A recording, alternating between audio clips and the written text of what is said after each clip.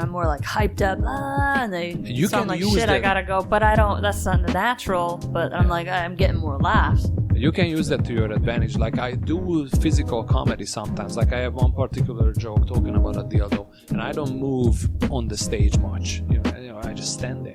But for this dildo joke, I actually do an act out, and I put it on my face and stuff. And people laugh at it because it's so. Leroy would never. You know, Leroy would never. What? Put a dildo on my face? did I say dildo? I mean, I'm sorry. I meant Yeah. no. I did that part. That's the Freudian slip.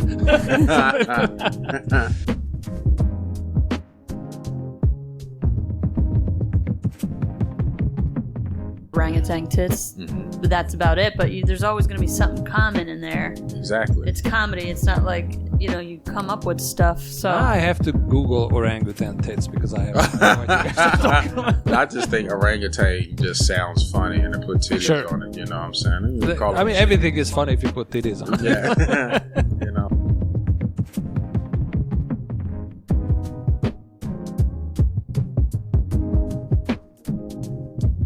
Let's just get right into it. yes, sir. Awesome. Are you guys ready? Ready, Freddy. I'm gonna count in 1 clap. All right, ready, Flo? All right. Yep. 1, 2, 3. Good. We're all synchronized. Oh, did you need me to clap too? Yes. I thought you Okay, were shit. going to do it. Nah, I should fucking know better, right? Yeah. Okay. Wake up. I saw you not Yeah. lifting your hands up. I'm like, this is gonna be hilarious. He's just like, Yeah, I'm like this. Yo, I just got off of work, so I'm like, damn, how much? Oh, Should I I be get it. clapping too? Oh, I get it. Because I know when I do the other one, I clap loud enough for all of the mics Right. to pick up on. But, all right, let me listen. All right, let's do it All again. 1, 2, 3. Perfect. All right. Well, welcome to the Psst, Did You Hear That podcast with me, Imre, Mehesz, Flo Funny, and Leroy Gordon. Woo! no, it's the Last Leroy. The Last Leroy. Don't- Oh, I'm sorry. Yeah. How y'all doing, man? First of all, I want to thank y'all for allowing me to be on y'all's show. Of I course. definitely appreciate it. I love talking. So, Good. We are honored. I mean, Wow. you are an OG comedian Heck as yeah. far as I compared to us. You know, You are. We're glad to have like no, I would never say we're all in the same situation. So, my goal is like if one of us make it, then I know if I pull people who rock with me forward, then we all make it. I don't fuck with nobody who don't fuck with me. So yeah. I'm in the same thing. Like I always say the same thing. I mean, we are in the same boat, you know what I mean? And guess what? I do remember who had me at the beginning and who was friendly. I know all their names. And, you know. And I'm gonna tell you, the first time I met you was when I was listening to you tell jokes, and I was like, "Yo, I really like him, I really do." And I was like, "Because your jokes are different." And I was like, I was like, "Yo, I like to you. You was always a person that kind of stuck on my mind." Oh, thank you. Appreciate it. Okay, so here is what I want to ask, because I think I might have seen you at the Comedy Zone way before I even started comedy. So I used to go there on either Tuesdays or Wednesdays with my friends to hang out, where there was like a newcomer mic or whatever. And I definitely remember, I remember Osric being there and hosting and stuff like that. So when did you start at the Comedy Zone? Wow. What year? I'm about 8 years in. Okay. And it started it didn't start at the Comedy Zone. I ended up bombing at a church. So that just lets you know. Church? Yeah. Oh, yeah. I would bomb at a church. Yeah, one of my friends was like, "Well, listen, I'm gonna sign you up for this comedy thing," and I was like, "Okay, cool." And we went down to Miami for this comedy competition, and I did okay. I didn't win, but I got bit by the bug. So I was like, you know what? Yeah, I can do this. I'm a comedian now, and I'm gonna tell you right now, if you think you're a comedian after doing one show, you are not a comedian, man. So I come back and I do another show for this church. I'm not gonna say no names, but they got a nice restaurant that sell good, decent food. And I did a show there, and them Christians looked at me, man, like It's crazy. it was like, who is this dude on the stage, That is man? funny. It was quiet, but that's why I met Osric. And then Osric was like, you need to go to this workshop. I did the workshop, and then it's been on, like, it's been popping ever since. So That's awesome. Nice. Yeah, the funny thing is, like, I remember Osric, like, 2 years before I even touched comedy. And he was nice to me just as a person. You know what I mean? Like, I saw him, we ran into each other in the bathroom. wow, that's We a were cool place to run I into. know, and he was, like, super nice. And I told him this story, like, because I started comedy, and then 5 years later, we were on the same show. So I told him this story. He's a really funny dude, too. So I like him. a lot. So I never done a church show, but I was booked one time at a very cleanish mic, and you know my material, so I only had to do 10 minutes, and I kind of scraped together that mostly clean and not that dark humor. But I know your material also. You are one of my favorite comics because I don't know what's gonna come out of your mouth every time you're on stage, and I always watch you, you know, when we are on the same show, and it's a lot of fun. You know, I don't. What is it when you? I always call myself the 3 C's of comedy, right? So I can do club, clean, or Christian, and corporate comedy. You know what I mean? So anything that'll kind of bring money my way, right? So I have like this thing that I do where I can run the same exact set, and I can do it in front of a church crowd, and I can do it in front of a club crowd. I just take out all the cuss words and put a Father God or Amen in there. I was like, I didn't got to cuss. I could just say Amen, and people be like, oh, he really talking some good shit in the name of the Lord. You know what I mean? So yeah, and they love it. So as long as you pay me, I'm cool. I don't care. That's awesome. I wish I could do that. You know, just replace that baby with something else and see what happens. Well, you could. I mean, it takes a work in progress. I be telling jokes in my head in the bathroom while I'm shaving, just looking at myself and making facial expressions. My wife would walk in the bathroom and she'd be like, what's wrong with you, man? I was like, I don't know. I'm just making faces in the mirror. You know what I mean? But I think comedy is all about being real well-rounded. You know what I'm saying? If you can get some acting classes in or something like that, then you can bring out that character you want. I always say, well, listen, do a couple of plays each year just so you can work on your character. You know, I do plays now. And I did a play for a full year. It was called Something Miraculous. And they thought I was African for real in the play. So when I get out the play and I'm talking to people, they're just like, oh, we thought you was from Nigeria. I was like, no, I might have been. But I'm straight from here, from the South. So, wow. Yeah. That's awesome. So that's funny. Have you ever tried improv comedy? I want to. You should. You would be good because you're good at riffing with a crowd. Flo, you need to take him because Flo is the big improv. The Thursday nights at the First Coast Comedy Club. That's out there in Mayport, right? Yeah, okay. You just drop in. It's fun. Okay, yeah, I've been meaning to come out there. I was just like, I wasn't sure. I was like, well, maybe I'll go out there. Let me know when you go. I'll go too. Okay. I've been slacking lately on anything. That's where I met Nick Harvey. You know Nick? Yeah. He was did there. improv? That's where I met him. I didn't even know he was a comedian. Wow. Like, you're kidding! I knew Nick Harvey since I started. I didn't even know. I didn't even know Nick was like the improv type. But you know, what I mean, he's a cool guy. I've been on a couple of shows with him. Matter of fact, we did Affion Crockett and Norman Nixon's show there at the Comedy Zone together, maybe like a few weeks back. But it'll be kind of weird to see him doing improv. You know, I would love to see that. He was good. He was a natural. And I think you would be a natural, too. Oh, okay. Because it's all on the spot. You just spit it out, and it's funny. And that's it? Yeah, that's it. So I used to be... what was it? Before I was doing comedy, I was like, I was doing the plays, and I was with an improv group called Improv Effect. I'm not sure if y'all know about them, right? No. But I went there and I was doing the things, and I just felt weird because I did some Dragon Ball stuff and everything because I like anime, and I was like, oh, okay, yeah, I'm a little weird, so I'm just going to back away for a little bit. I'll let y'all have this for a while, and I'll watch, you know, so... Well, I did try. I took 2 improv classes. Even after the first class, I'm like, this is not for me. I like control because when you are doing stand-up, you are the writer, the editor, the performer. You control all of it. And improv, you control none of it. Except whatever comes out of your mouth. Only what comes out your mouth, right? None at all. I do enjoy good improv because I find it funny when things are funny. But so many times it's just, not that funny to me.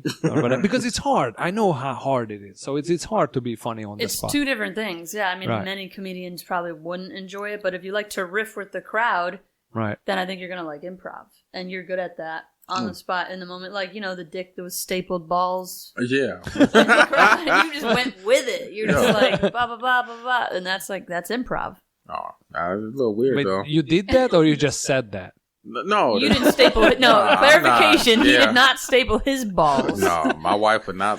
Well, I know. I'm like, okay, wait a second. Someone in the crowd was talking about it and you just went with it and made it funnier. I mean, that was in the spot in the moment.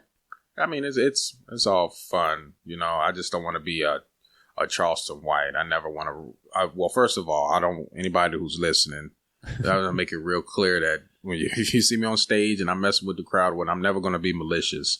Yeah. I might tell you to shut the fuck up, but don't get it twisted. Don't run on the stage on me, because I always keep that goddamn it on me. Now I promise you're not gonna like it. I got that motherfucker got 17 friends and all they mouth open, so don't come running up on the stage. But real talk, man, it's all about just having fun. I try to have fun with people out in the crowd, and a lot of times people pay all this money and they want to see a show, and you don't want to go out there and take your Wednesday or your Thursday and go out there and feel like you wasted your time. You know what I mean? For sure. That's the real key. It's like, okay, well, listen, I know everybody have their rituals, and mine is like, okay, before I even go out on stage, I listen to all of the comics, not steal any jokes, but I just listen. So I have something to be able to say in reference to what they said. Yep. Yes. And then, two, I always sit, and watch the people come in. Mm-hmm. Just in case I'd be like, oh, I like the way homegirl's shoes look. I love the way her shirt looked. Or homeboy, you look mad. It's time for you to be happy. You know what I mean? Right. Yeah. So it's things like that I can kind of incorporate into my show. And then before I even get to my set, I might have had a good time with the crowd, just having conversation, So, but that's how I kind of do it. Or observing the room too. Mm-hmm. Yeah. I don't want to, I don't want to do anything malicious or, they'll roast the room at the open mic at the Justice Pub or Ian, and they don't know, like, he's the owner sitting there, but, you just go with it. I think that's one thing that I kind of think that's, fuck it, I'm going to say it. I think that's kind of like a cop-out. I don't really go in and roast a club or the way a club look, because I'm thankful that you got a stage. You know what I mean? A lot of people say, well, Leroy, it's just part of comedy. Yeah. I'm never going to be like, man, y'all ceilings need to do something with that. You know what I mean? Or why you got all of this. I'm not about to roast the club. I think that's that. I feel kind of bad. Yeah, I do. Yeah. Because the people put in their hard work. They're letting you to come be there. In. Right. So how are you going to sit there and talk about the club that they got a stage and you're able to get some stage time? And a lot of other comics would be like, well, it's just part of the game. And I was like, okay, yeah, that's just one of the games I'm not going to play. Right. So, you don't have to. It's the same with social media. And I know it's super important right now. Or at least it's one of the ways you can get followers and stuff. And I tried it so many times on so many different platforms, and I just can't consistently do it. It's just not me. You know what I'm saying? With the social media stuff. And I know it's hurting me and it's hurting my path with comedy, but I just can't do it right now. It's a lot. It's time consuming to post like every single day. Mm-hmm. Well, the crazy part is not even the posting, because I'm doing it, but it's the posting. How many times you have to post every day for your stuff to be seen by the algorithm. Yep. Right. I went to Atlanta and I did the Comic Rocks convention with Hope Flood, and she had brought in Shula King. And Shula King specifically said, listen, I post close to 6 to 7 times a day. Oh, God, that's right. insane. And that's exhausting. Yeah, that is exhausting. I mean, that's a job. Yes. That's a full-time job by itself. Oh, right. Yeah. So, I mean, how is it that I'm going to be able to do my regular job 8 hours a day, as well as look for content, create the content to post, edit said content to be able to put up there? Gary Abdo, who's the manager of the of the Atlanta Comedy Theater. He used to work with Country Wayne, and Country Wayne would do it 6-7 times a day, but he had put up so much content to where now he only has to do 3 new pieces of content and then 3 pieces of old content, and he uploads those. So I got, right now on my Instagram, I got close to 500 pieces of content. I'm about to go back to the original of my Instagram and start reposting those to see exactly what happened and try to get the algorithm to pick those back up again. So it's a crazy game in the fact that if you're trying to do it as a comic, because I have my own personal page, the Last Leroy page, and I'm doing it for my podcast page. So I got to post at least 12 pieces of content on a regular. And then for my own, I have to edit and create the content for my own personal page. At least the podcast, Opus Clips, kind of takes some of that off of my hand and creates the majority of my content for my page there, for the Signal 27 page. But for my own, I have to do it all on my own. Ain't nobody there to do it. It's a lot of work. Yeah. It's exhausting. Yeah, when I leave here, I got 2 more things I need to post before I get home, before it's 11 o'clock. Yeah, right. It's all the timing. I know. If you miss the timing time for the algorithm. Yeah, if you miss the time, I was like, shoot. Yeah, like I do get visits and likes on the posts that I'm posting, but I only post whenever I have something to post. And it's absolutely no schedule, none of it, I just put it up there. Yeah. But yeah, unfortunately, I know that the game is in the numbers right now. So the more you post, the most likely you're gonna get either picked up by somebody or you can get sponsors and stuff like that. Well, the way the game goes is the more, if you're looking to kind of like sell out seats. People not going based off of a name anymore. I can be one of the funniest people in the city of Jacksonville and put my name on a flyer and won't nobody show. Right. Because they're like, who are you? Why am I going to come see you? Yeah. But a person that's been on TV or got some type of notoriety, and you might only see them in social media form, but never seen they stand up. And that's what I want to make clear is that it's 2 different types of comedy. Just because you see a person that's funny online doing skits does not necessarily make them a funny comic on stage. And I say that because of the biggest ones that came out was your what's her name? I can't think of her name. She's on the radio now. Just Hilarious and DC Young Fly. Those are your 2. Those are the funniest, the ones that was online the most, and then they came out. But DC Young Fly understood, well, I'm really trash on stage. I'm funny online, but I'm trash on stage. And he understood that, and he went back and he worked on his craft, went into the clubs, got on stage, and now he's one of the funnier comedians because he's known for being a comedian now, not for just being social media driven. Interesting. You know what I mean? And the same thing goes with Just Hilarious. I was on a show with Just Hilarious at Comedy Club of Jacks, and she had her boyfriend on stage. She had her boyfriend on stage. And she asked how she did. And I was like, to be honest, personally, I just think you should get him off the stage. I was like, that's it. I was like, you can be funny without having him on the stage. I saw her maybe like 4 or 5 years later, and he wasn't there anymore.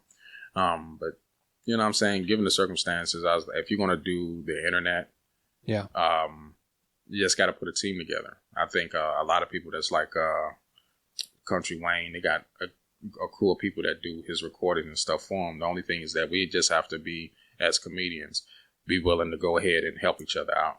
If you got a skit that's in mind and you need some pieces of content, and your skit might be 5 minutes long, look at your skit being 5 minutes long. You got 5 parts, and that part is like if you uploaded a minute at a time, you got 5 pieces of content.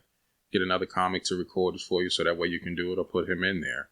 We all have to start like kind of working together with that. And I think we'll start to have more traction if your 5 pieces of content end up getting views, but Flo is in it. So now Flo's name is on there, but Flo also has a 5-minute skit that you're in. So both of y'all really got 10 minutes, you know what I'm saying, together. I got enough content to put out and post and tag you all's name on it that where y'all can actually be seen. So. And that's the thing. You see, like when I got into stand-up, all I wanted to do is stand up. And all these parts, that is new stuff that came out, of the 2020 and after that. Even before that a little bit, but definitely not as much as after, during the pandemic and stuff like that. If you were on social media, you could become big just by that. But I guess we gotta do it, there's no other way around. Or there is, it's just gonna take longer. You know what I mean? Or it could take longer. Just gotta do it. Yeah, you gotta do it. Yeah. So, what made you start comedy? Like, why did you start in the first place? Oh, I don't have necessarily a why. I was in the Marines, and I was talking to the Cortland again. I was talking to him, and I was like, yo, he's been doing it since he was in college, which means that if I would have got started when I was in the military, I probably would be far along to where I am now. But I wasn't listening to those signs. I've always been funny. I was funny in high school, but who would ever thought that, okay, me coming out of high school, I would have started doing comedy. Now, my first taste of seeing an actual comedy show was with the Kings of Comedy when I saw it in the theaters. And I was able to do a real good Bernie Mac impersonation. But I never really pursued comedy on stage. And then my wife was like, after we had got married, And we had our child. She was like, Leroy, you should do some comedy. You should go on stage. And I was like, that's just, I don't want to do that. You know what I mean? But like I said, one of my friends kind of like, he's like, I'm signing you up. Matter of fact, he didn't say that. He was like, I signed you up for this show. And with you signing me up, I have to do it. I cannot not do it, you know? So, yeah, I really don't. But once I got on stage, it's a different kind of monster when you can control people with laughter, when you can make strangers who don't know you relate to you.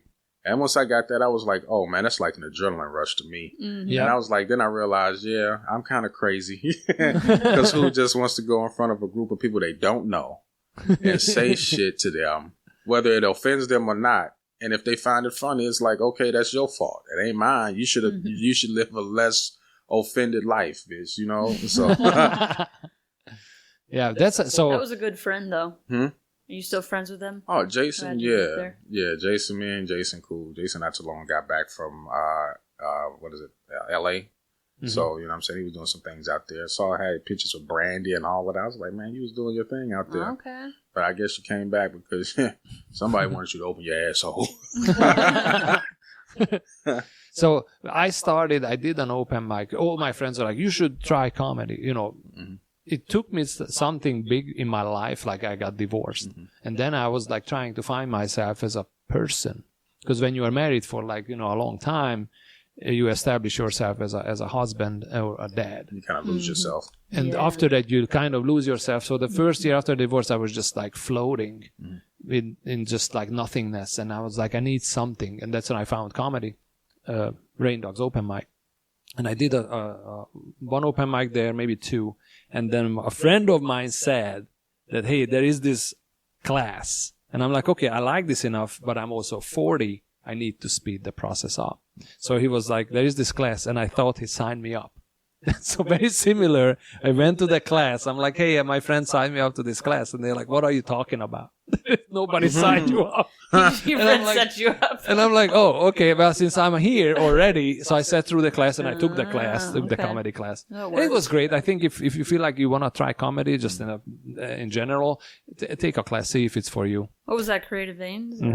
But guess what? Even at the open mic that I really did at Rain Dogs, I got maybe 2 chuckles in 5 minutes. I was like, this is it. You know what I mean? Like I did. 2 chuckles, this is it. Yeah. I was like, this is. No laughs. This is what I want to do. And since then, I've been performing ever since. So it was a great, for me, it was a great experience. Good feeling up there. So it was the same for you? Yeah. Yeah. You had a friend just throw you out there? Oh, no, that. I thought you No. No, actually, I was a resident assistant at FAMU. And I would be like one of the leaders of all the students who lived on campus in our department, in our apartment complex. So I would use that. Like, we had 300 students. So my first time was like, I wrote like this whole, like, for me, it was a speech. You know, it wasn't comedy, but I wanted to make them laugh. And I said all these white and black differences. And that was my first time. And it was funny. And I had someone record it and it's on YouTube and now I would be canceled probably, but even people are writing fucked up shit on there. Like, but it got like, and I lost my YouTube account, but I got back on, so it doesn't even count now. Like all those views that I got in thousands of hours or whatever. Can you go to the video now and still see it? Yeah. I'm embarrassed. That's like my first time. No, but I'm just saying that there's ways. Okay, so there's ways you can rip it. So if you did want to get it, just so you can have it. I got it back. Okay. You know what I had to do? Because I don't know. We want to know what you had to do. I had to do a lot of crazy shit. Yeah, what did you have to do to get this back? Oh, it was crazy. Actually, after living in Brazil, like I had a U.S. phone number. I lived in Brazil 3 years, came back, and I'm like, damn, I can't remember my password. I looked up my old number. It was like a New Jersey number, and I called it, and the guy answered. And I'm like, please give me the code, and he gave it to me because I had to confirm. And then I needed like one more, but then it let me back in. So I'm very lucky. Gmail and Google, they're tight on there. Authentication. Oh my God. I'm so lucky I got back on there. But anyway, that was my first time. Like I was already speaking in front of crowds because I liked that. I liked the public speaking was my favorite class, my first year of college. My favorite. Great. That's like nobody's favorite. I know, right? Yeah, I'm like, I love this. And even the teacher's like, you need to like major in this, but FAMU didn't offer communication because that's what she said, go into communication. Yeah. I don't know why. After that, I had pages and pages of comedy written, just writing, but I guess I used that as my comedy stage. Oh, okay. I don't know why I didn't. I got into improv and acting, and then I came back to comedy. But no, I didn't have a friend. I was just like, people would just say you're funny and, you talk shit. So I was like, let me get up there and just talk shit, like, to the crowd and everything, the students. Mm-hmm. Yeah, that's all you really need. You talk a good amount of shit. People start laughing and agreeing with you. I know what I mean? So. Right. And back to the roasting thing, like, I don't roast anybody unless they roast me. Then I'll roast you back. But like other comedians too. Like, I was surprised at my open mic this past week. I had someone come up and I thought they were about to say something nice about my shoes or something, but that it went the other way. And I'm like, okay, all right, wait till I get back up there. So I'm like looking at them and I'm like, what am I going to say? But that's when I'll roast back. But that's what some people's style, like they'll just get up there and roast the whole freaking crowd. I'm like, dang, now I got to pull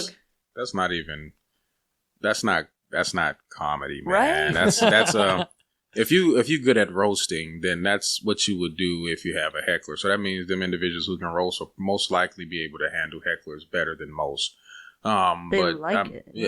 But sometimes you heckle and you roast a person and you roast them to the point to where you hurt their feelings, they be ready to hurt you. Right. And I'm not the type of, I'm too old to be fighting now. You know what I mean? I'm not about to roast. I'm just going to ask you to be quiet. If you don't be quiet, I might say something.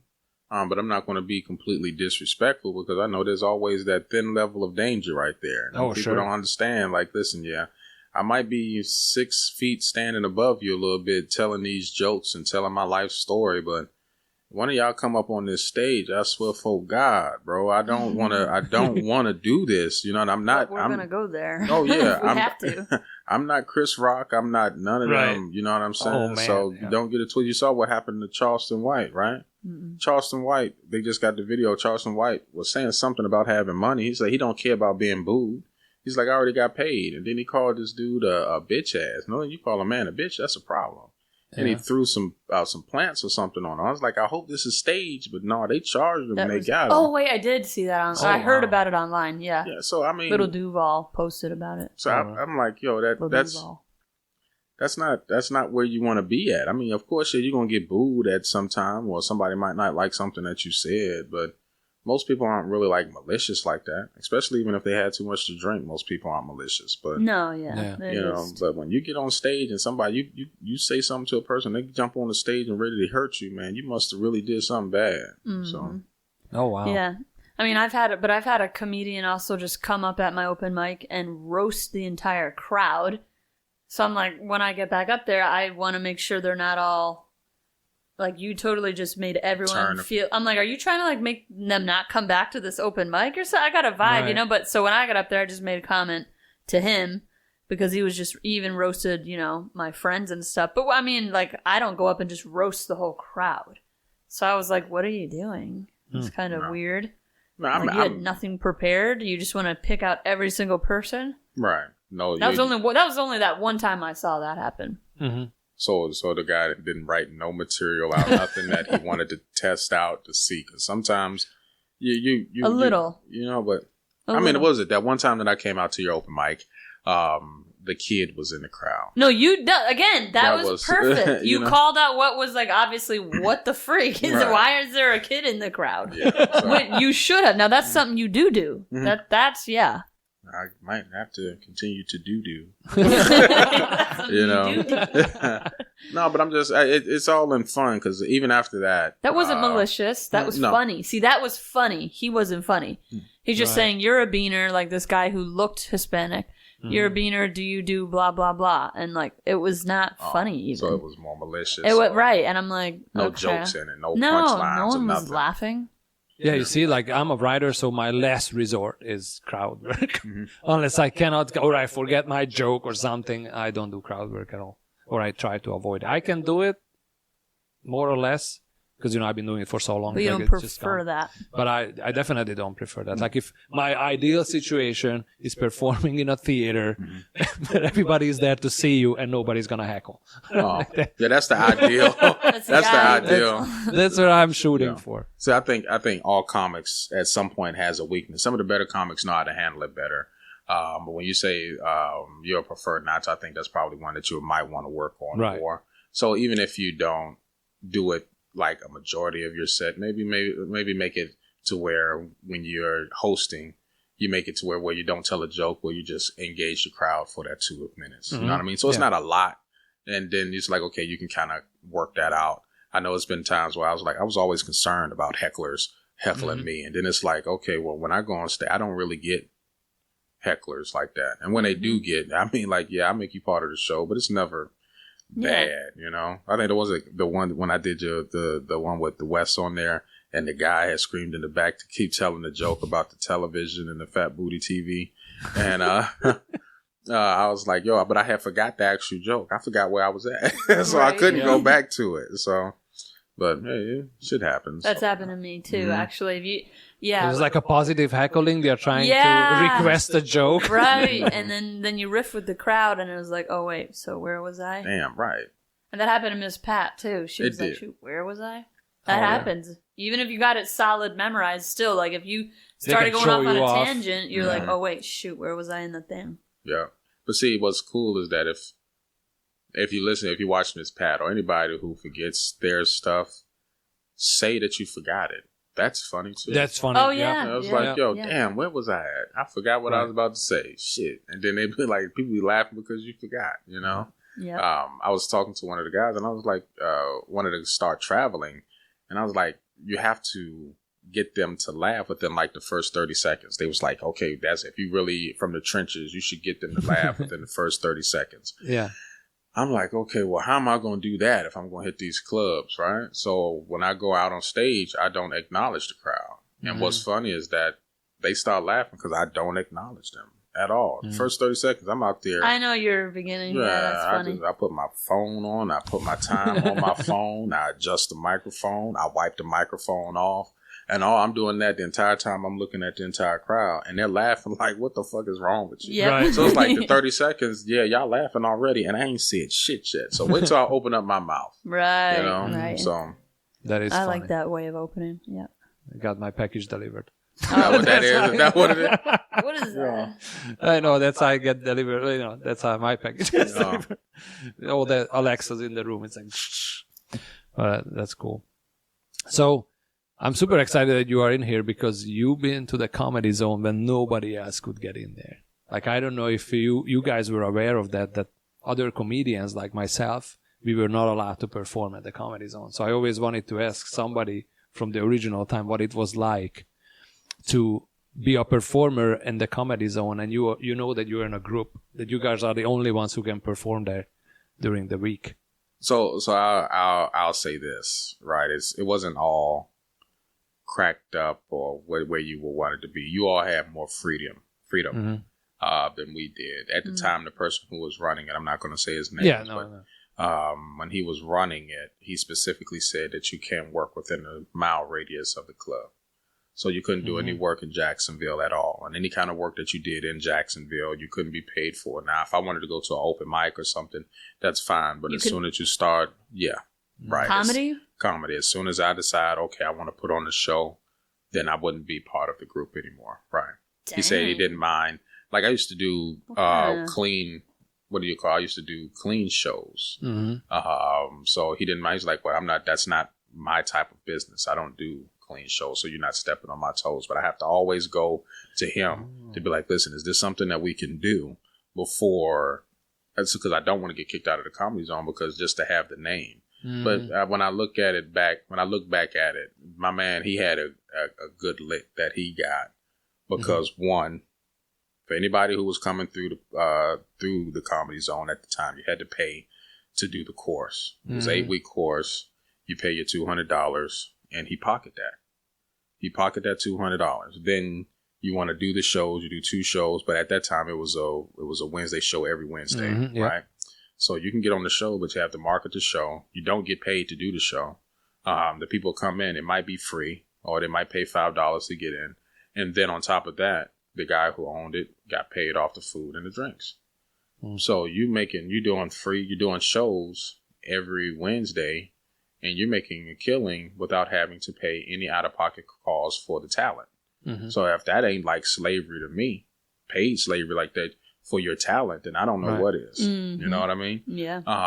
But then I was like, you know what? Fuck this. You know what I'm saying? If my opportunity was to get good enough to be like, okay, well, listen, maybe I can get in the eyes of some of these over-the-road comics who are traveling or whatnot. But I never got the opportunity to work with any of them while I was there at the Comedy Zone until recently. So I left the Comedy Zone, and then I went to the Comedy Club of Jacks. I did like a competition there, won that competition. And the very next show that I was on was with Joe Torre. So how is it that I could get put on a show with Joe Torre at the Comedy Club of Jacks, but you can't put me or refuse to put me on any shows there at the Comedy Zone? That's not right. Right. Selfish. Yeah. But I mean, it was a business decision for him. Right. He understood exactly how the comedy business worked. And we were all naive, hoping that at some point we'll be able to have access to the management of the Comedy Zone, maybe get a way to start traveling and making money at doing this. But when you look back at it, only a handful of people actually was making money that was there. I would consider myself, and I never toot my own horn. I'm very humble, you know, but I am funny too. And I'm funny to the point where, listen, I should be able to get some type of positive finances coming in from this at some point. But it never came to be until the Ramada was sold. Once the Ramada was sold, everything now that's how we got the mics. Right. See, so now now you all have access to the comedy club stage, and I don't want to bring like fuck it. You don't have to say it. No, it's not. It's not it that is a gossip podcast, but it's not that. It's just that people will say what I'm getting ready to say to be somewhat anti-Semitic. Okay. But the individual who was running it was Jewish. And Jewish people be about their business. They really do. But they be about their business with a firm control over what they have. You know what I mean? So you're not about to just come in and do this. He'll tell you in a minute. He has no hard feelings. It's a business decision for you. If you don't want to be there, you can leave. You know what I mean? But I was upfront with him. I was like, listen, man, I'm not really feeling what's going on. I'm going to go ahead and do something else, but I just want to let you know. And I was like, I'm not about to lie to you. But that was one of the reasons once everything happened, because the Comedy Club of Jacks, the roof fell. So now we really don't have nowhere to do comedy. You know that, right? The roof collapsed over there at the Comedy Club of Jacks. I've been to that club. Now that you said it, I've been to that club. It had a huge stage, very tall stage. You were like above everything. I think it was right before I started comedy, because I wanted to do their open mic. I think they might have had an open mic or something. No, he did have an open mic there. But the open mic used to be like all night. He had tried to get everybody on the stage. Imagine a huge room, Flo. I don't know if you know that room. It was massive. I mean, you could put like, 200-300 people in there. Plus, I'm talking, this is where some more did her show. It was She did her show there. It was a huge room. It was like I think it might have been an old department store. But it was a lot of tables in there, but the roof ended up collapsing. So now we don't have nowhere to do comedy. So I was like, well, damn. Let me go back to him and be like, well, listen, I just need some stage time to keep working them out. So I said, am I going to put forth any effort to try to sell tickets or anything like that? I doubt it. You know what I mean? But if we do have a room, or if we do have a show, then so be it. I'll do it. And then he was like, okay, well, yeah, we're cool. I'll let you come back, because I never really did anything malicious to try to overtake his business or anything. Plus, I ran my own room. I used to run the Uptown Experience downtown, right at, what's that place? Toontown? So I did Uptown Experience there for like 8 months. Oh, okay. And we was just doing like small shows, maybe like 20 to 30 people. I remember that. You know, but after that, my business partners and stuff, some things fell through. So I'm not going to go into that. But nonetheless, I mean, now I'm glad. And I tell everybody, even when they told you, like, how did you get in? And I was like, talk to Spike, because I don't know what they're doing.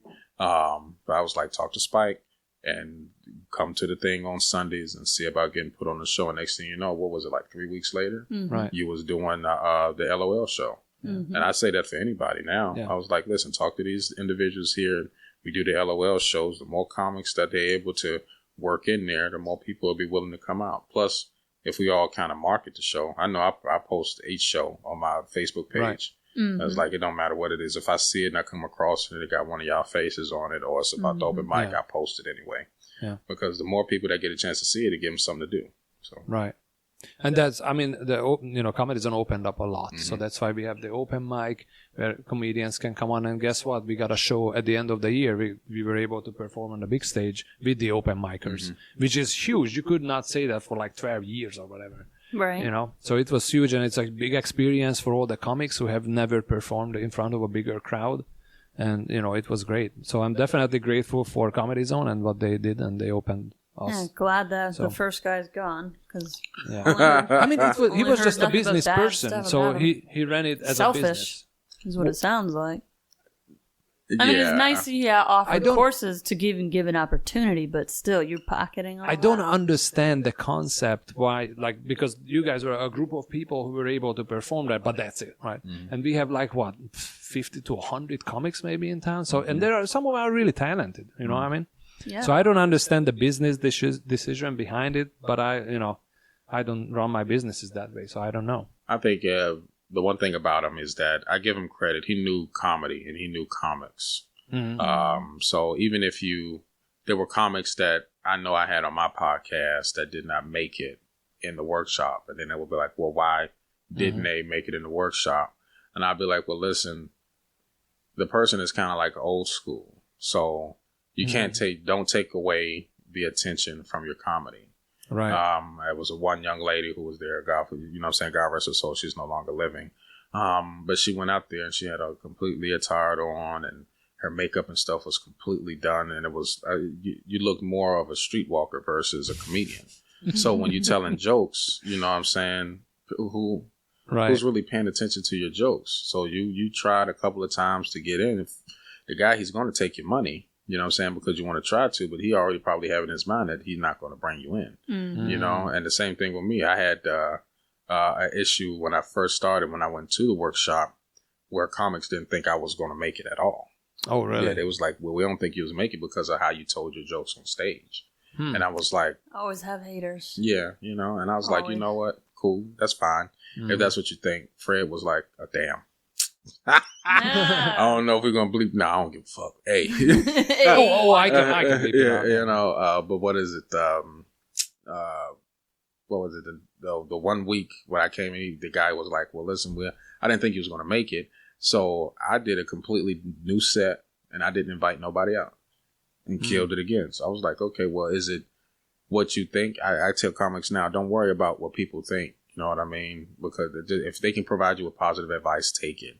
Leave the negativity alone. You know what I mean? Unless you got somebody that really care about you, that's going to help you point out the negative things you need to get rid of. Right. Then, you know what I mean? Then you take that into consideration. Exactly. But there's always going to be people talking trash. Mm-hmm. Oh. I learned that lesson pretty quickly because you guys know my material. Mm-hmm. And there was a bucket spot down in Central Florida where if you did the open mic, you put your name into a bucket. And if they pulled your name out, you were able to perform on a bigger show. And I did win the bucket spot, and the booker came up to me afterwards and she said, look, unless you change your jokes, I cannot book you. I'm like, wow. I'm not doing, it's like, I'm doing this because it's fun, and I'm doing it also for myself. Yeah. Like, I want to have fun up there. Yeah. So unless, my livelihood is depending on this, I'm probably going to change it just to do stuff. But other than that, I'm not going to change it. Tweak it a little bit. Yeah. Just tweak it a little bit. But you know what I mean. Just to be cleaner, if they want to clean. I'm not really dirty. Like, I can do my whole set without cursing. It is still dark. Yeah. I had a what was it? A clean comic tell me that you can be clean but still be dirty at the same time. So I can do jokes where I don't cuss. But I personally feel like, listen, your material is your material, right? And there's an audience for somebody out there. You can hear individuals like Patrice O'Neal. Yeah. Who talk about how chicks are this way. You got individuals who like D.L. Hughley, who would rank on the crowd even after he finished his set. You know what I mean? People like him. You know what I mean? So there's an audience for you. You just have to find it. I'm one of your fans because I like I like what I like, but I'm a comedian. Comedian. Right. You know what I'm saying? So if I hit a joke if I hit a joke and I think it's funny and I laugh, bro, I'm gonna laugh. It ain't gonna when you did that one joke, if it's okay to say. Then you can. The one joke about you dating the black girl. That's funny because guess what? Everybody hated that joke. It's like it's just not gonna work. I'm like, it's funny. Yo, it is. And when you said it, I think I bust out laughing so loud, but it was only me. And I was like, y'all just don't understand. Listen to the joke. Listen to what he said. And one guy, it was another guy. He was on your show too at the end of the month, and he's like, one of his favorite zombie movies came on, and he said it was The Passion of the Christ. I swear to God, bro, if that ain't one of the funniest, I was like, yo, when you think about it, yeah, he died and came back to life. Right. He is a zombie, bro. So that was hilarious, man. That is pretty funny. Oh, so tell us about your podcast and the shows that you are doing. Oh, well, if you want to come see me. If this out, I'll be at the Comedy Zone on this Thursday. I'll be closing out the show. You'll be on that show too? Yeah. Okay, well, me and Flo are going to be there this Thursday at the Comedy Zone telling these jokes. But yeah, I run Jacksonville's, I call it Jacksonville's #1 live comedy podcast. It's the Signal 27 show. We go live now every other Sunday. Right now we're on hiatus until January 14th while I finish getting the my podcast room put back together. But our comedy podcast is strictly reference to comedy, but we talk about what goes on in the world and we put a little funny spin on it. But we're uncut, unfiltered. We're not sponsored, so we don't care what we say. And if you get offended, don't watch. Right now, the problem is that people get offended entirely too much. Right, about anything. Right. So now I feel like it's time for the real. If you don't like what we got to say, I don't care if you black, white, Hispanic, if you gay, straight, binary, or whatever the hell you want to be. I don't care. And I tell them, I give them the email address, I give them the telephone number, and I tell you, ain't nobody going to listen to you or take your call.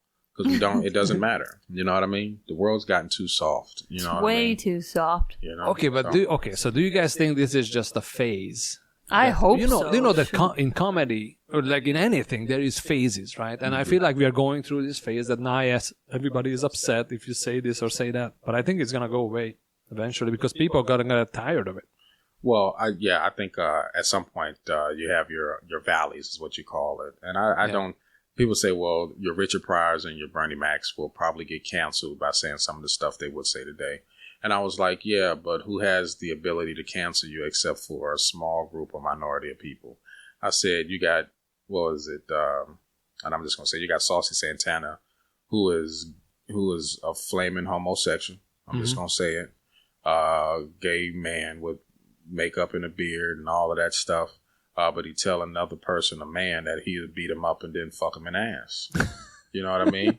And he doesn't get canceled for that, for blatantly saying, I'm going to make love to you passionately without your permission. Right. You know what and he's not canceled. Right. And he's not canceled at all. So who does the canceling? So if I come out and I call you a straight fruit booty faggot, then it's a problem. Right. Now I have the problem because I responded. Now you want to cancel me. And the same thing that Dave Chappelle was saying. He was like, yo, I don't have a problem with the LBGT community, but I can say one thing on TV, but I can't say this on TV. And who gave you the authority saying that I can't say it? So my thing is I'm going to say what I want to say. And I always keep that goddamn it on me. So if you think you want to be tested, come leap, bitch. I promise you. I said it and I'm going to say it to your face. But you say what you got to say at arm's distance. Make sure you keep your hands out your pocket. It's going to be something. I'm not asking for violence. I'm not. But what I am saying is that loosen up, man. The world is too big and we are too old for people not to being able to say what they want, you know? Yeah. Heck yeah. I'm all about it. All about it. I want to ask though, like, when you're at open mics, like, have you gone to other open mics besides, like, Jacksonville? What is it? Outside of Jacksonville, I think I was in Atlanta and I went to the open mic in Atlanta. Oh, which one? This one here was at the Atlanta Comedy Theater as well, because I went there for the Comic Rocks convention that Hope Flood was doing. Mm-hmm. And you have people who are aspire to be comics. Then you had individuals that came because they are big on social media and they want to work on their comic, but just, you know what I'm saying, network. But it's different. You can tell individuals who are working on their craft and the ones who are just up there just talking and saying something. There is no story behind it. It's just blah, blah, blah, blah, blah. Right. So I see that everywhere now. You know, I don't put anybody down because everybody has to start somewhere. But I also do not give my opinion on anybody's comedy unless I'm asked for it. Mm-hmm. So if somebody comes to me like, "Oh, Leroy, what do you think about this? What do you think about that?" And I was like, "Do you really want to know?" And then I was like, "I can tell you the truth or I can lie to you. Which one do you want?" And he was like, "Well, no, tell me the truth. I respect your decision." I'd be like, "Okay, well, listen, speed up your jokes a little bit, cut away the fat here and here, and see how that works out for you." You know what I mean? I know I had a lot of individuals that are new into comedy that try to think about their joke before they go on somewhere. They think they got to stop, then they think about what they want to say, and then they go into it. And that kind of like breaks up the flow of the show because people are into what you're saying, and now you stop because you slow down just to think about what your next punchline or what your next joke is. I was like, don't think about it. Just kind of rehearse it just like you're doing a play. Okay, if you know your joke, like I got the joke about the pet peeves. I know that joke like the back of my head. I know it now to where it's like, I've written it down. I studied it. Now that I have it, I know I'm going to cut away this and this. I can actually do the joke and cut away from something and add something here. And it's a flow to it still. That's what needs to happen. So that way you don't like pause in between your jokes, you know, just study what you've written out. It's your material. You know it the best. So study it. Go in the bathroom, look in the mirror. That's what I do sometimes. I'm like, any kind of time I got the time to spend in the mirror, I'm shaving my head, I'm running jokes, looking at myself, how I want to be seen, how big are my eyes are going to be. Am I going to keep moving my eyebrows when I talk? Right. You know what I mean? So it's like the small mannerisms. Right. So, I mean, just once you find your character on stage, it's easy. People be like, well, Leroy, you're completely different when you're on stage versus when you're off stage. And I'd be like, probably, because when I'm on stage, I don't give a fuck no more. I don't. It's like, okay, well, now I'm here. But you are in the character, like whatever the persona is, you know? I know a lot of people used to say, like, you're Beyonce, they'll sit up and tell you, yeah, I'm Beyonce when I'm off stage. When I get on stage, I get taken over by Sasha Fierce. And I was like, that's some weird shit to say that you get possessed. That's that's possession. You know what I mean? You know, so, but I'd be like, now I can understand. It's like, okay, yeah, when I'm off stage, I'm one person. But if I'm studying as a actor, you know how you have, what is it? One of the best jokers who I thought was Jack Nicholson until I saw Heath Ledger. Yeah. And I read the backstory about how Heath Ledger was Joker the entire time that he was on set. Oh, yeah. So, right. I read about that. Right. He lived the life. Will Smith, a lot of them do that. Yeah, they go. Is that what character acting is? Is that what? When they go, method. When method they go. Acting, yeah. So if you can master method acting, but the method is the character that you want to portray on stage, then you got comedy about 70 to 80%. Yeah, it's an act. That's it. Right. Remember when you saw Miss Pat on stage? Miss Pat, how different was Miss Pat on her show versus her being on stage? Oh, don't ask me that. I never saw it. You never saw her? If you get a chance, I don't watch TV or movies or anything though, so it's not like her show. I don't watch shit. Oh, okay. Okay, so if you ever get, I offend people. They're like, "You've never seen this show? What's wrong with you?" I'm like, "No, I just don't watch anything at all." Well, it's good. Yeah, if you go, just maybe she's like different? Watch us. No, watch a snippet. Yeah, she's the exact same way that she is on her show that she is on stage, okay. And I can tell that that's how she is when she get a chance to know you, because she was quiet, very quiet, off stage, but you're getting ready to do your job. So I'm not about to bother you while you're getting ready to do your job. But the persona that she puts out online is the same persona that she has on stage, which means that she's kind of method acting the entire time, but it's herself. So I tell everybody, I'm like, listen, if you're going to go on stage and you're going to tell jokes, find how you want to be presented on stage. Me, I'm a guy who don't give a fuck on stage now. You know what I'm saying? And that's just what it is.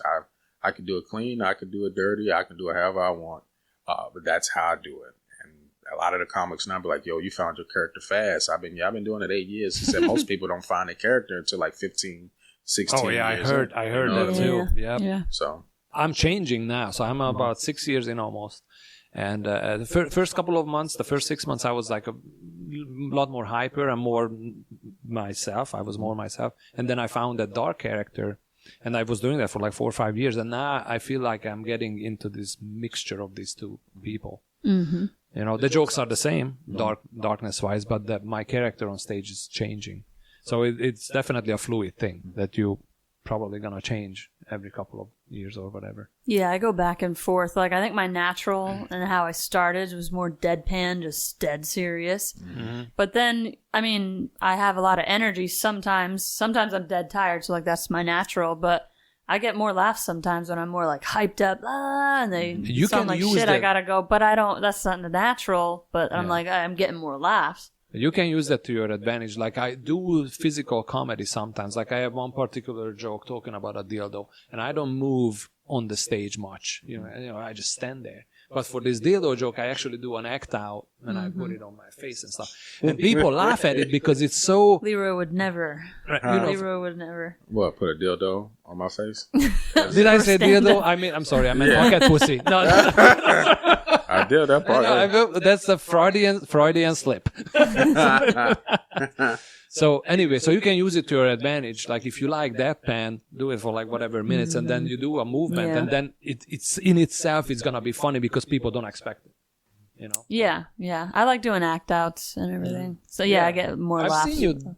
I've seen you at improv. So you are, to me, in it's my all head, you are an out. improv. You have to be moving. Right. It's actually one of the rules. Like, not me. Have you seen me doing improv? I stand the same way. And sometimes that made people laugh, that I was just standing there. Well, you kind of like fondle the microphone stand a little bit. No, but I'm doing improv. I'm sorry. You're like up and down, and I'm like watching Imre's hand the whole time. That's a new thing I picked up, and I hate it. My hand is on the microphone stand. Mm-hmm. That's and it. I picked it up from somewhere. That's and what it is. I hate it. It's your sex life. Yeah, no dildos on my face. You know what? Now that you say about, I think, what is it? I picked up, because we're going through the workshop, they would tell you to take the mic stand and put it behind you. Now, if you watch any other comic that goes on stage, they'll grab the mic stand, they'll put it behind them, and then they'll start using the mic in their hand. Then one day I went out there and I was like, I don't feel like moving this shit. So I just left the bitch in the microwave and microphone stand, and I had both of my hands. And I was like, oh shit. I kind of like that. Right? I kind of like that. So now when I talk, I just keep it in there, and I'd be like, oh, okay, well, bet. I don't have to touch the microphone stand or anything like that. So now that's kind of like my thing. There's like, and I get to the point where it doesn't distract the crowd either. You know, a lot of people say, well, okay, you distract the crowd if you have the mic stand. I was like, no, it don't, because I do it with the mic stand right there in front of me. Mm-hmm. You know what I mean? But I mean, if you take the mic out and then you just have the stand, then it's like, oh yeah, it's weird. But if you don't leave it in there, that's a good purpose or good reason to have it. You know, because then all of the stuff that I do on stage is all planned out. You know, before I started doing comedy, I got in trouble because I was doing jokes and I didn't run them past my wife first. So, oops. Okay. Yeah, my wife was like, "Listen here, you gonna die in your sleep. You keep talking this bullshit, right?" You know. But man, it's comedy. Yeah, it's but that's the thing. Not everybody understands. That's why I'm so surprised that your wife was so supportive and pushing you to do comedy. It's usually the opposite. Like, please stop this now. Right. You know? Right. They're embarrassed or something. Embarrassed. About yeah. Talking too much trash. But I think my wife, she knew. Listen. I got an exceptional wife, and she's not like anybody else. That's out there. I know a lot of people are struggling with finding their significant other because their woman is doing this, or the red pill gang. I know you hear about the red pill versus the blue pill. Men want women to be more docile and feminine, and the movement in the black community is we don't need no man and stuff like that. So it's this whole bumping heads and stuff like that. But my wife, she's completely different. She's been always supportive in whatever I did, you know, and she already know if I say I'm going to do something, I'm going to go at it 100%. and do it. Right. So, and she's always been supportive, and she even says it on the podcast how she always wanted to be that help companion right now. Yeah, because right now she doesn't have to work, but she does it because she wants to take some of the stress off of what I got going on. You know what I mean? Because outside of me working, I make time to do podcasts like these, plus do my own podcast. Typically on Mondays, my nephew is running the FFL podcast. I was doing Couples and Cocktails every other Sunday. So I'm always working. Right. I'm always working. So people are like, well, Leroy, can you do this? Like right now, I just got booked for a play. They called me up to do another play beforehand that I just not too long finished. So work is coming, but now I'm about to start moving over into skits.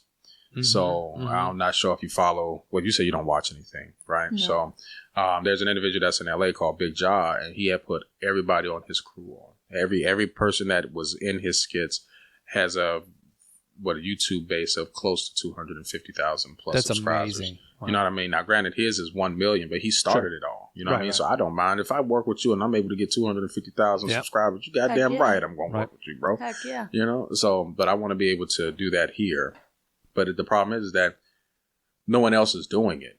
So if I do it, it's going to take up more time, and I got to find time somewhere. You know, if I already got the equipment and stuff like that at the house, the cameras, the gimbals, and the lighting, all of that.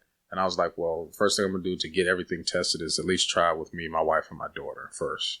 And then I'll start writing out stuff. But then I want to put together like a writing group. In that writing group, we can start writing stuff out. So for an example, I know I have the equipment, but what if you have a character that you want to portray and all three of us can be in it?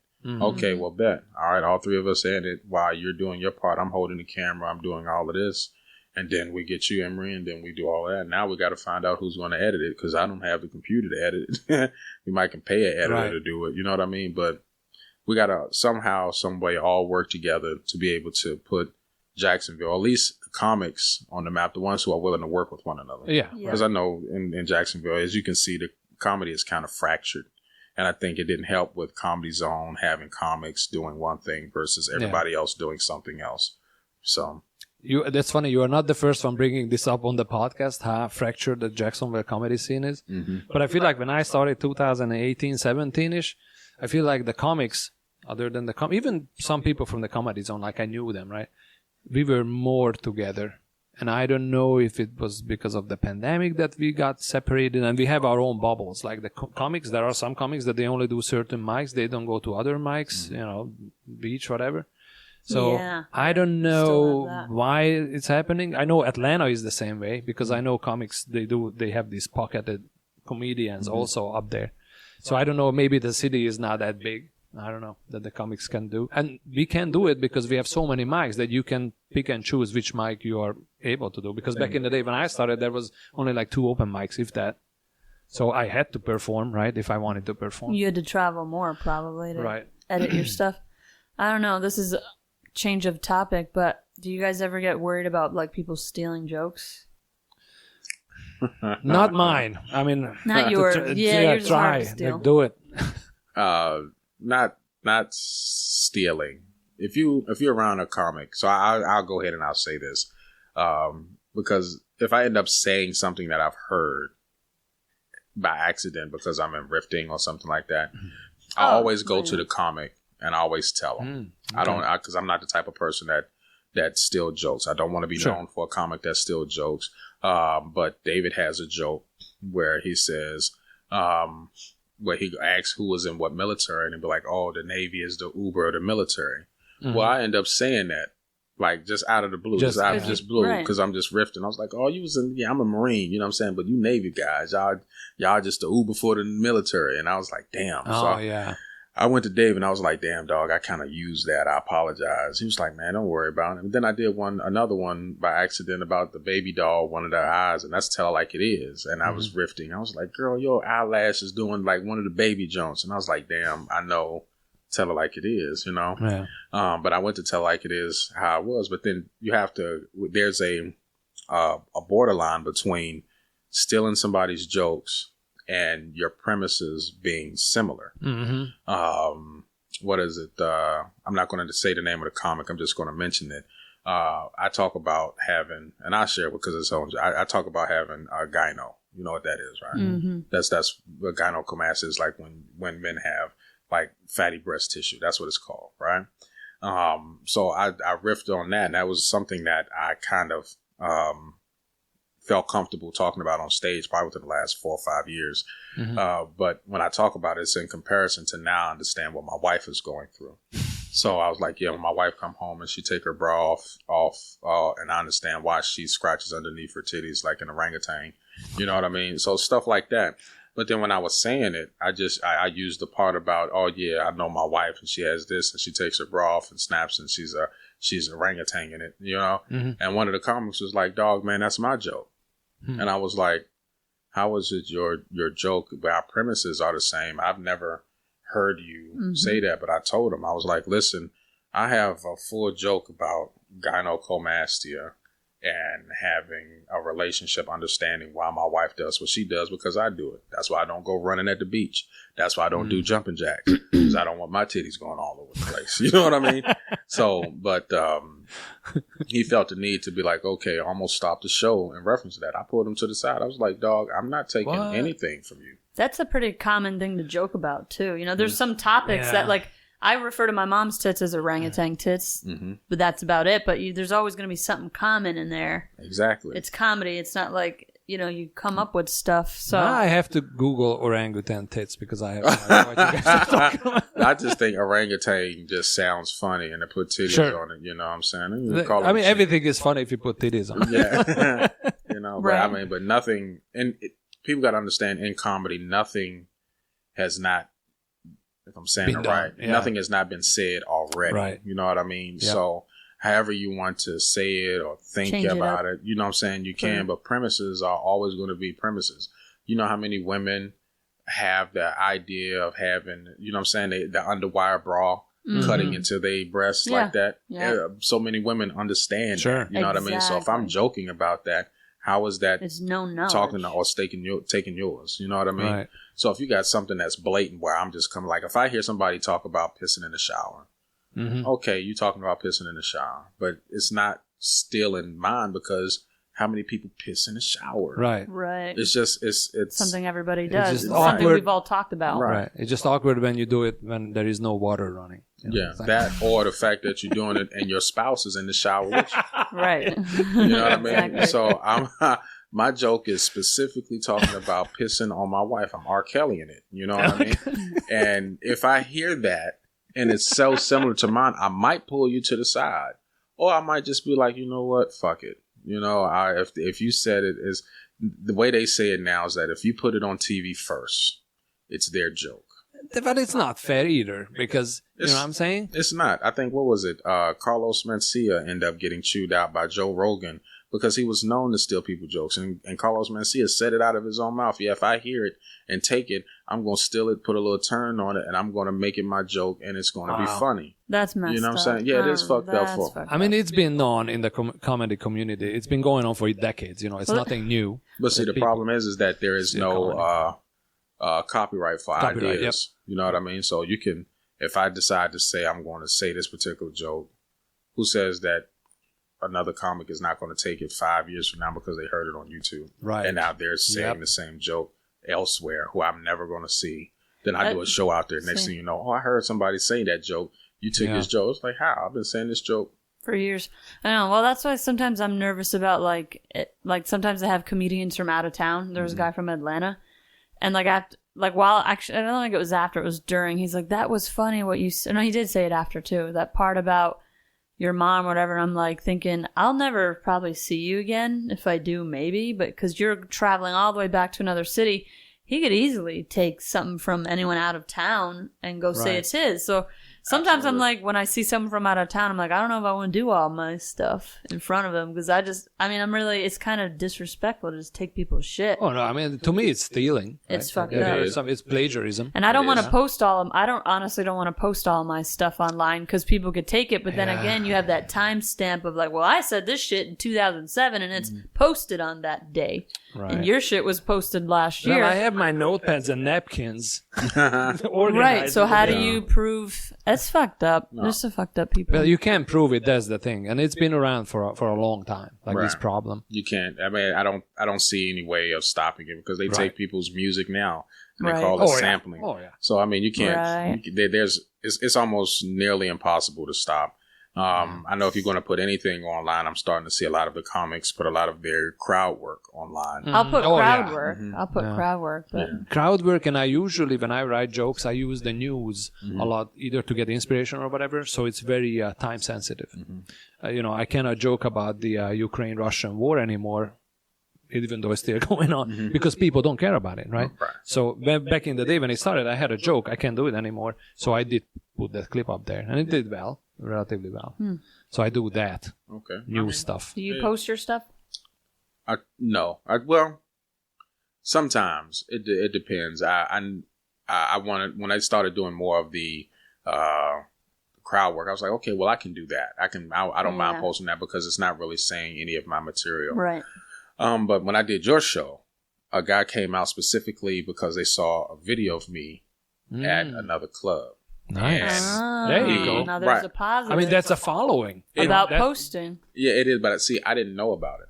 I didn't even know it was recorded. Some random person in the audience recorded it? Something came up that it was like, I saw it because of this. So I go online and I look at it, and it's a set where I'm just practicing jokes. Yeah.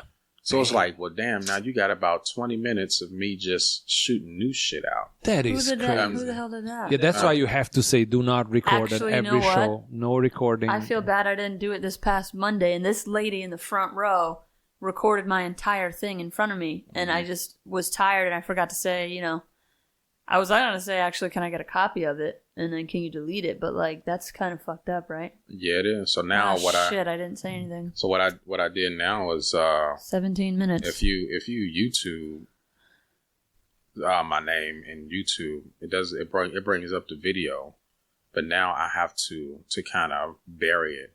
I have to put more of my videos on top of that to get more Leroy, right? Yeah. So now if I go online, you'll see more of my skits that I do when I'm all my reaction videos to try to kind of bury that particular one because that was like 9 months ago. That means it was up for 9 months. Not only 100 people saw it. Right. You know what I mean? But still. It's not about that. It's not about that. Like how many, of course I would get upset if one of my jokes that it's not ready and thousands of people see it. And you're working on it when it's done. Yeah. Yeah. And plus one of the comment, it was only one comment. It was like, oh, the guy, he's not funny. He's just a very angry man. And I was like, well, when I was there doing it, the people were laughing, guy. You know what I mean? And I'm not sensitive about it. Well, obviously I am because I'm able to quote everything the fucking bitch said. You know what I'm saying? But, I'm kind of like somewhat kind of butthurt behind it. But it was like, I would have liked to have at least known that this is what you're getting ready to put up. Yeah. Because I can be like, oh, cool. Damn. That's not cool. Can you message that person, whoever posted it? I don't care anymore. It's funny that you said that you are obviously upset about it. If somebody, even if I have a good show, I see somebody sitting like this and not smiling the whole time, that's all I think about. I think that's like most of us. I see a person and they don't crack. I'm like, bro, I know I'm saying funny stuff. You don't, but then sometimes I done like, it was like a show like a month and a half ago. I remember it. The guy sat with his girl. He was right behind her. She is cracking up laughing, dying. And he just like this. Get done with the show. This man came out and said, man, you are the funniest person. And I said, I looked at him dead in his face. I was like, yo, you wasn't laughing though. It was like, nah, it's just that I had a good time. You were funny, man. I really enjoyed it, And I was like, well, damn, okay. What am I supposed to say? I can't be like, no, I bet you lied because you wasn't laughing. No, sometimes they enjoy it, sometimes they don't. Now I have this goal now. Like if I can get 50% of the people laughing, or at least 60% of the people laughing, then I'm good. The other 40%, I don't give a fuck. I like that. That's good. Yeah. All right, I think we're coming up on like an hour and a half. Oh, really? No, we started at 7:30. No, we didn't. Yeah, we did. Oh, did we? 7:30. Okay. All right. That's not that bad. But I know you have a lot of other stuff to work on tonight. I'm ready for sleep. What is it? It goes really fast. Once we start talking and, it's just flowing, it goes really fast. No, I can do this more, but you already know y'all going to have to come through. I'm going to make a special. Well, Y'all see when y'all come through. I got a lot of stuff going on at the engineering spot, but yours is a lot cleaner than mine. I have to. It took me a while. It took us a while. So, but I'm very. It's a pleasure to be able to be on a podcast and see other people doing what I'm doing. Yeah. You know what I mean? I've been doing the podcasting since 2017. Damn, that's nice. We used to do it. And I'm talking about, I got a video. If y'all go to the page, Sigma 27 show, there's a video in there that shows the beginning of how podcast looked all the way up until how it looks now. And I didn't have the audio right. I didn't have the beginning. Takes time for sure. So now people are like, oh, it just happened overnight. Your podcast looks so good. Everything sounds so good. I was like, yeah, but go back to 2017 when my gain was too high and everything sounded like noise and you can hear it. I was like, that sounds like garbage, yo. And then it's look with the web camera instead of the DSLR cameras, man. It's a big difference for sure. Oh, yeah. I have one. This is it's like a Zoom 4K or whatever camera this is. And it's good for this, but it just records a wide angle. But all right, let's wrap this up. Plug your socials again, where we can find you. You can follow me on all social media outlets. It's under thelastleroy.com. That's my webpage, and they'll take you to any of one of my other pages. If you want to watch a crazy podcast, you can always watch the Signal 27 show. We go live every other Sunday on all of your social media platforms. We also live on Facebook, Instagram, Twitter, Twitch, and YouTube, and you can listen to the audio on our webpage at thesignal27show.com. But if you have a favorite podcasting spot that you want to listen to, we are on iTunes, Google Play, Spotify, iHeartRadio, and Pandora.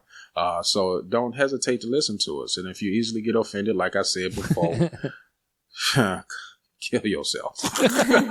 That part. All right, Flo, plug your socials. Flo Funny on all social media. Yeah, and I am stand up everywhere else. All right, let's clap one last time. Thanks for having and thanks for coming on. Definitely. No, man, I appreciate it, man, and I'm always going to be down to support. So what I'm going to do once we get done, I'm going to Spotify and I'm going to subscribe. And what I am going to do is I'm going to find one of the episodes and I'm just going to run it all day. That's how you do it. Sounds good. Yeah. All right, let's clap one last time. All right. 1, 2, 3. Yeah, did you hear that? We got the loadout on the streets where the talk's at. From the hood to Hollywood, we spilling all the tea. Ain't no secret safe, no, we bring the heat. We dropping names and we dishing the dirt. Psst, did you hear that? Spreading rumors like crack, ain't no turning back. We the real OGs taking it to the airwaves. Psst, did you hear that? Getting the scoop, all the celeb facts, you better listen up, cause we run this podcast.